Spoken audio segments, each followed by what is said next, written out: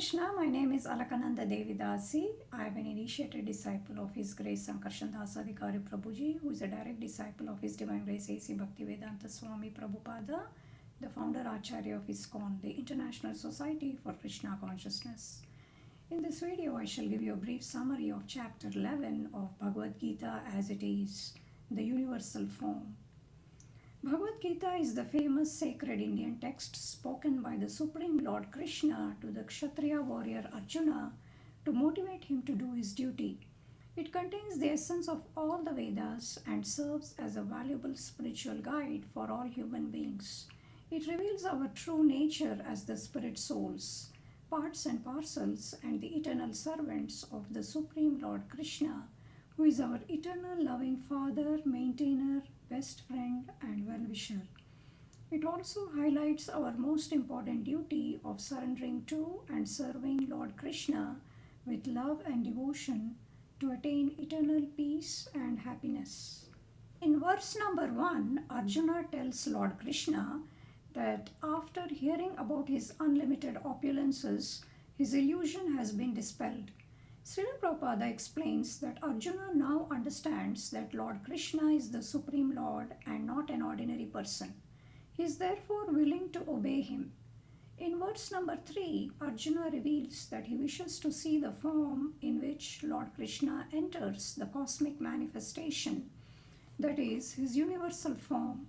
Srila Prabhupada wonderfully explains that Arjuna is asking this for the benefit of all living entities. In future, if people are being cheated by impostors posing as Lord Krishna, they should ask them to show the universal form just as Lord Krishna showed Arjuna. In his purport to verse 4, Srila Prabhupada nicely explains that it is not possible for us to see, hear, or understand Lord Krishna with our limited material senses. Only by surrendering to Lord Krishna and serving him with love and devotion, our transcendental senses will be awakened and we will be able to see him by his mercy. The finite living entity can understand the infinite Lord only when the Lord chooses to reveal himself to him. Lord Krishna is addressed as Yogeshwara because of his inconceivable mystic power. Verse number 8 is an interesting verse. Nato mam shakyase drashtum अनेनैव स्वचक्षुषा दिव्यं ददामि ते चक्षुषुः पश्य मे योगम् ऐश्वरम्. Translation: But you cannot see me with your present eyes, therefore I give you divine eyes. Behold my mystic opulence. Upon hearing Arjuna's request, Lord Krishna reveals his universal form to him. He gives Arjuna divine eyes, that is, spiritual vision to see his universal form. Srila Prabhupada explains clearly that a devotee wants to see Lord Krishna only in his beautiful two-handed form. Arjuna asked the Lord to show his universal form only for the benefit of the common people. Devotees who are in a transcendental relationship with the Lord are attracted by his loving features and not by a mere display of his opulences.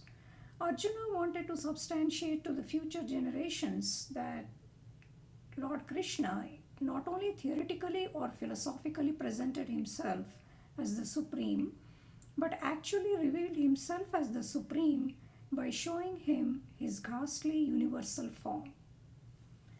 Verses 10 and 11 describe the universal form of Lord Krishna. अनेकवक्त्रनयनम् अनेकाद्भुतदर्शनम् अनेकदिव्याभरणम् दिव्यानेकोद्यतायुधम् दिव्यमाल्याम्बरधरम् दिव्यगन्धानुलेपनम् सर्वाश्चर्यमयं देवम् अनन्तं विश्वतोमुखम्. Arjuna saw in that universal form unlimited mouths, eyes, and wonderful visions. The form was decorated with many celestial ornaments and bore many divine upraised weapons. He wore celestial garlands and garments, and many divine scents were smeared over his body. All was wondrous, brilliant, unlimited, and all expanding. Srila Prabhupada explains that these manifestations were distributed throughout the universe, but by the inconceivable grace and potency of the Lord, Arjuna could see them in one place. In verse number 12 purport, Srila Prabhupada explains that Sanjaya was able to see the events on the battlefield, including the universal form, while seated near Dhritarashtra in the palace. It was possible by the mercy of his Guru Srila Vyasadeva. Sanjaya compares the very bright effulgence of the universal form to the brilliance of hundreds of thousands of suns in the sky.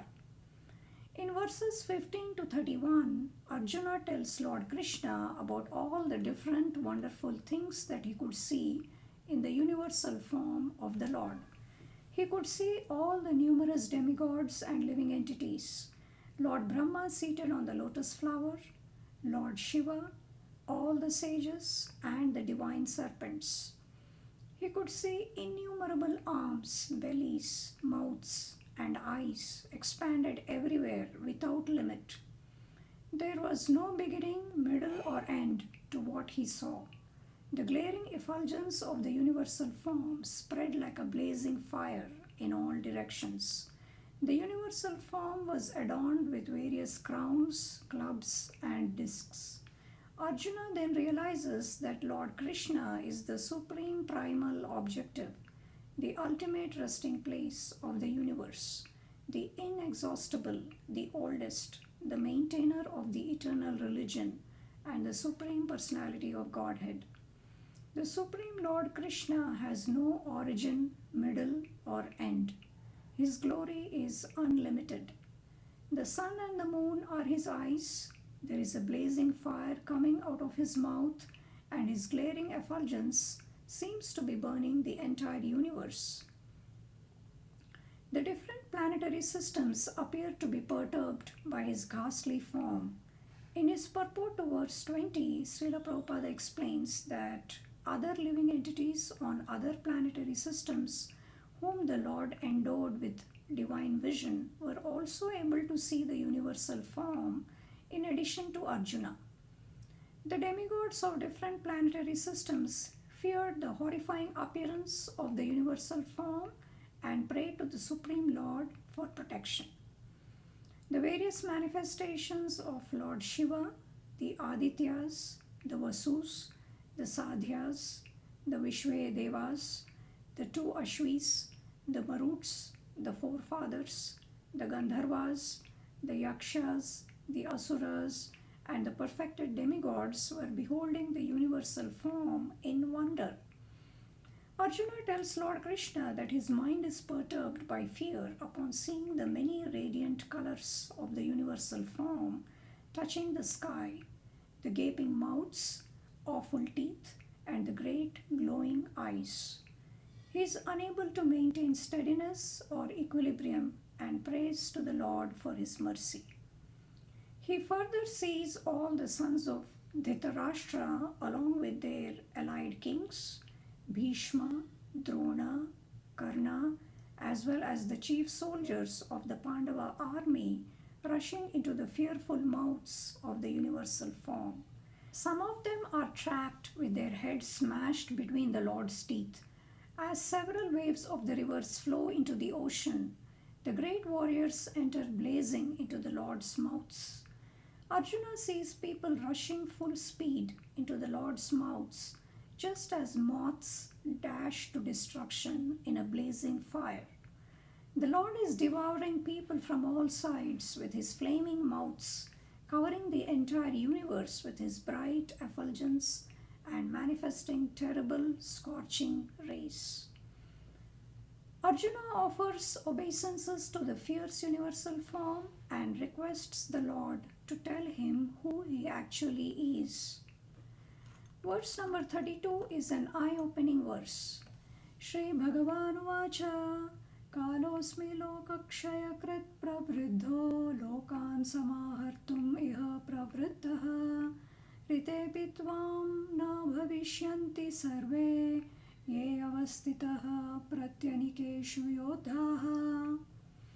The Supreme Personality of Godhead said, Time I am, the great destroyer of the worlds, and I have come here to destroy all people. With the exception of you, the Pandavas, all the soldiers here on both sides will be slain. Srila Prabhupada nicely explains that Lord Krishna is the all-devouring time who eventually destroys everything according to his plan. Even if Arjuna did not fight in the war and kill the Kauravas, the Lord would have killed them in another way. In fact, they were already dead. Time is destruction, and all the manifestations are to be vanquished by the desire of the Supreme Lord. That is the law of nature. Verse number 33 is also an important verse. Tasmatvam uttishta yasho labhasva jitva shatrun bhungshva rajyam samriddham mayaivaite nihataha purvam eva nimittamatram bhava savyasachin. Therefore get up, prepare to fight and win glory. Conquer your enemies and enjoy a flourishing kingdom. They are already put to death by my arrangement, and you, O Savyasachi, can be but an instrument in the fight. Srila Prabhupada clearly explains in his purport that Arjuna is addressed by Lord Krishna as Savyasachin, that is, one who can shoot arrows expertly. The term Nimitta Matram used for Arjuna is also significant. It means to just become an instrument in the hands of the Supreme Lord Krishna. Everything in the material world is happening by the will of the Supreme Lord and not by chance, as ignorant people think. The material world is created to give a chance for the conditioned souls to awaken their dormant Krishna consciousness and go back home to the spiritual abode of the Lord. Those who foolishly try to lord over material nature will remain entangled in the miserable material cycles of birth and death, whereas those who are intelligent will surrender to the Supreme Lord Krishna and practice Krishna consciousness sincerely under the guidance of the bona fide spiritual master in the disciplic succession. Thus, they could purify themselves of the material contamination and eventually go back to the eternally blissful spiritual world where they actually belong. In verse 34, Lord Krishna tells Arjuna that Drona, Bhishma, Jayadratha, Karna, and other great warriors have already been destroyed by him.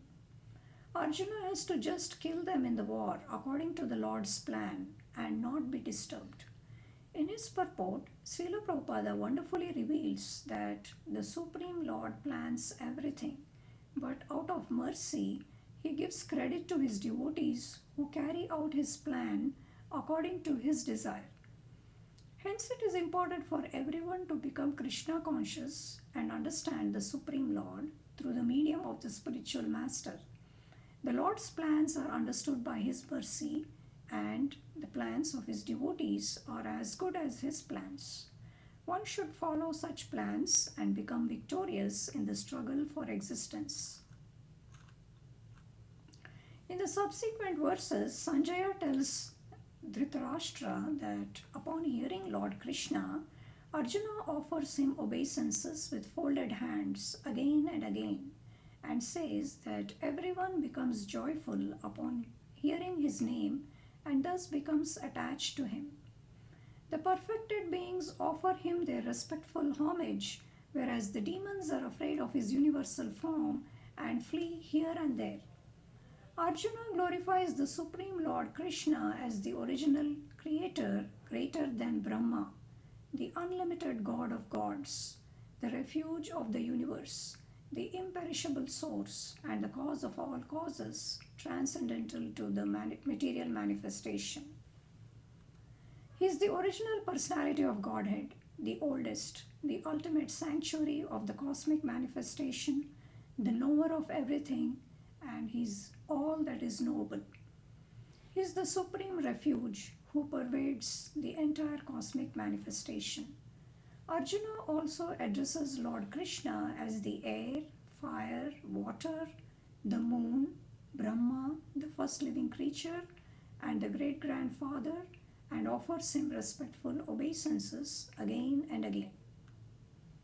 Verses 41 and 42 are surely significant.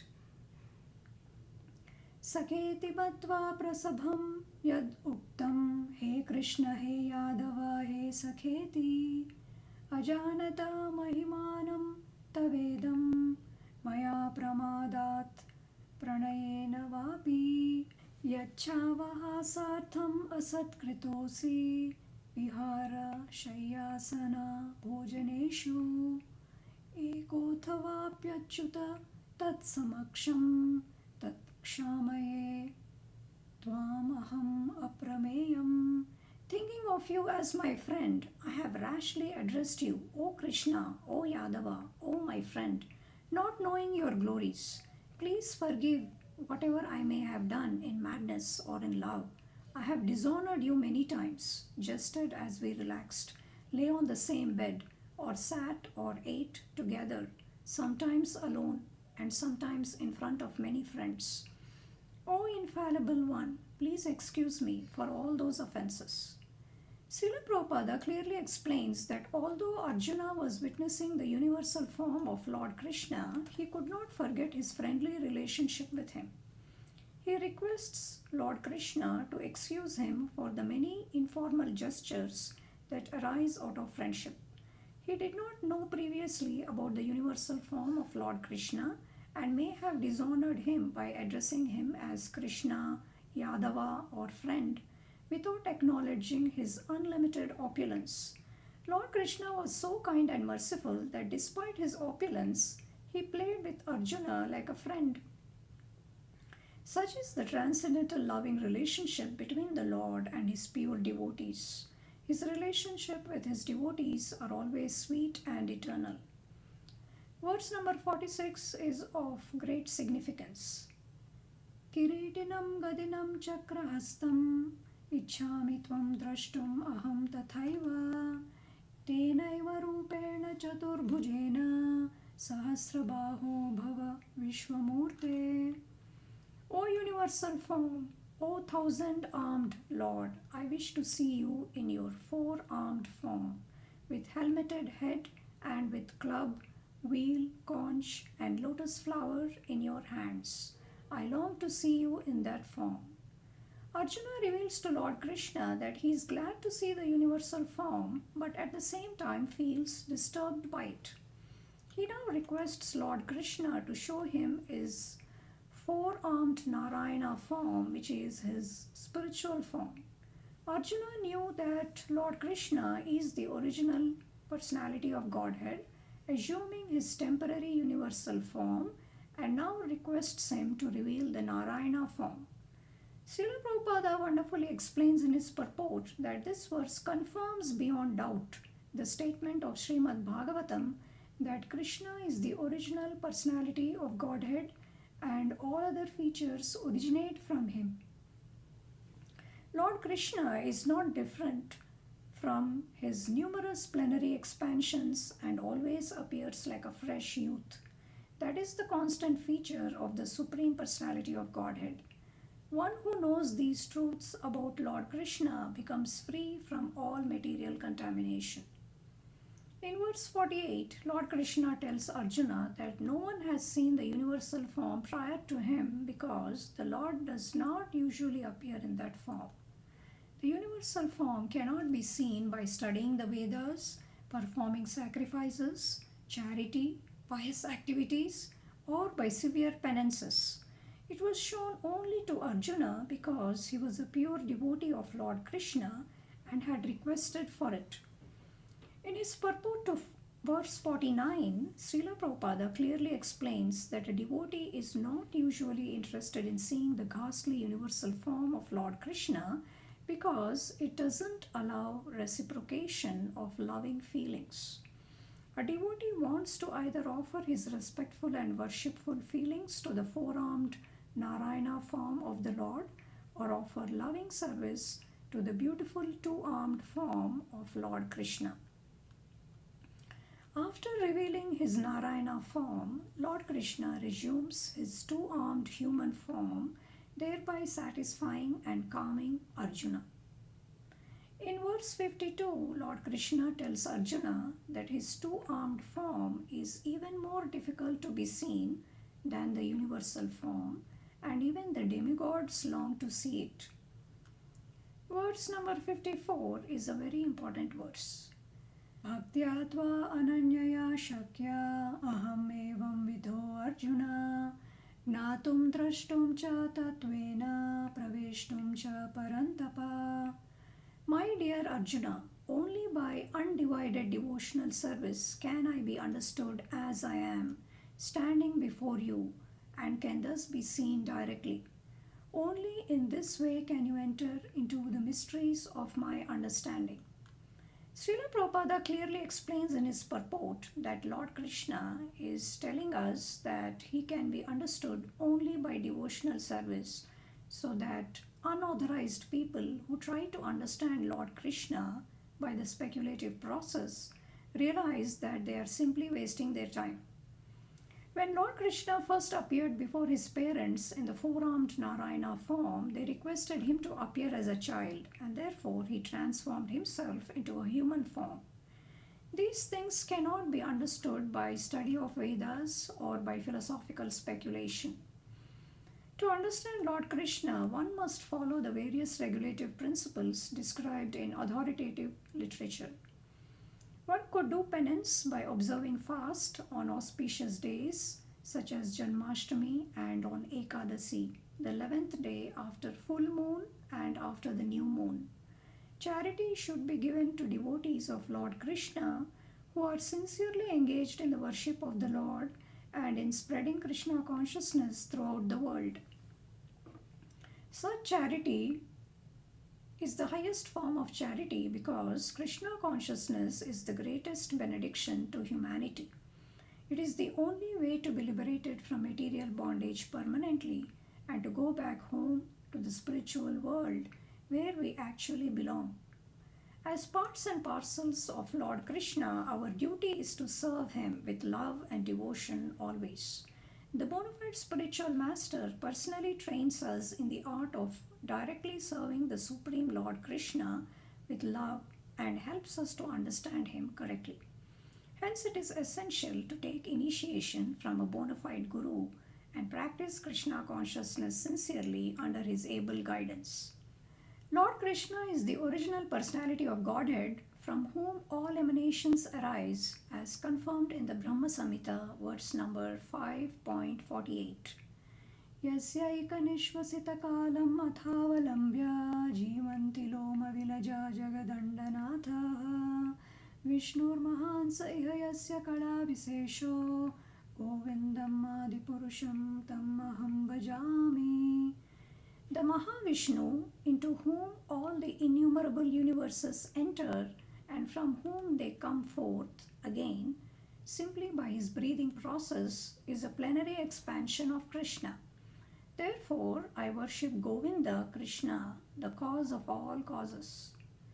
Several other scriptures such as Srimad Bhagavatam and Gopala Tapani Upanishad also confirm that Krishna is the source of all incarnations and is the original Supreme Personality of Godhead. The last verse, 55, is also an important verse. Mat karma krin mat paramo mat bhaktah sangha varjitaha nirvairah sarva bhuteshu yasamameti pandava.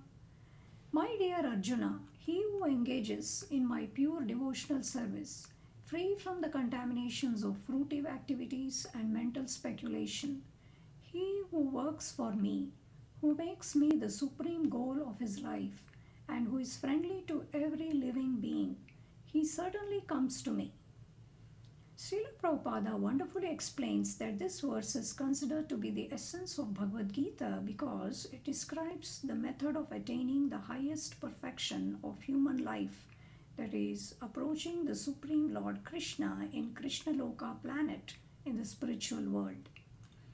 The purpose of Bhagavad Gita is to help conditioned souls understand their spiritual nature and eternal relationship with Lord Krishna and know the way to reach Him in the spiritual world where they originally come from.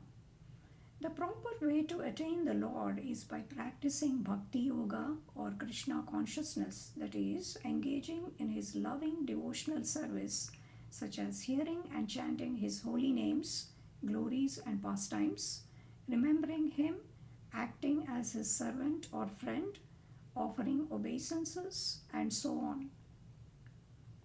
One must mold his life in such a way that all his activities are in relationship with Lord Krishna.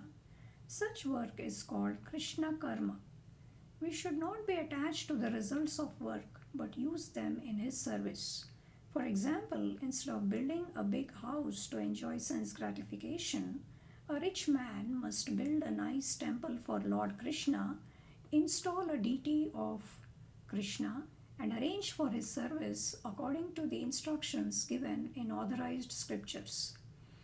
One could also serve Lord Krishna in other ways, such as growing and worshipping the tulsi plant, cleaning the temple, cooking and serving prasadam, distributing Srila Prabhupada's wonderful transcendental books, making flower garlands for the deities, and so on.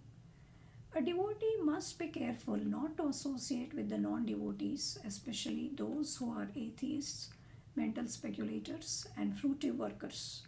By avoiding all sources of material contamination, one could cultivate pure devotional service to Lord Krishna. A pure devotee does not care for even liberation. He is just happy to serve Lord Krishna wherever he is, in the material world or in the spiritual world. A devotee is described as nirvairaha, that is, not having any enemy. This means that a devotee is friendly and compassionate towards all living entities. He knows that devotional service is the ultimate solution for all the problems of the material world, and therefore he works hard to give Krishna consciousness to everyone he meets. Since a pure devotee is even willing to risk his life to serve the Lord by spreading His glories, he is very dear to the Lord. Examples of such pure devotees are Jesus Christ, Haridasa Thakura, and Prahlad Maharaja. In summary, the universal form of Lord Krishna, which is a temporary manifestation, the form of time that devours everything, and even the four-handed Vishnu form, have all been exhibited by Lord Krishna. Thus, Lord Krishna is the origin of all these manifestations. Lord Krishna is not a manifestation or incarnation of Lord Vishnu, as many people think. Lord Krishna is the origin of all forms. He is the supreme absolute truth from whom everything emanates. There are several forms of the Lord, but for a devotee, nothing is more beautiful and pleasing than his beautiful two-armed Krishna or Shyamasundara form, with whom he reciprocates in loving devotional service. This form of Krishna is essential and supreme. That was the summary of chapter 11 of Bhagavad Gita as it is. In my next video, I shall talk to you about chapter 12. Thank you. Hare Krishna.